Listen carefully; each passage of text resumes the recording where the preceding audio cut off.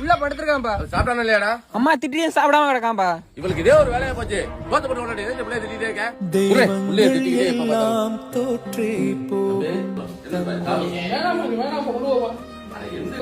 கொஞ்சோடு சாப்பிட்டு படுப்பா. அட நான் பேசிக்கிறேன் பாவல. அவன் உனக்கா எவ்வளவு கஷ்டப்படுறா. அவன் என்ன உன்னை பேசுறா என்ன? சரி அம்மா தானே பேசுறாங்க. வேற யாரும் பேசுறாங்களா? பேசிக்கலாம்.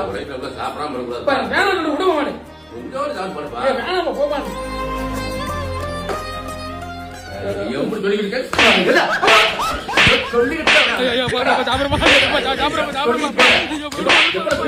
எப்படி ஓடி போயிரு உரிச்சு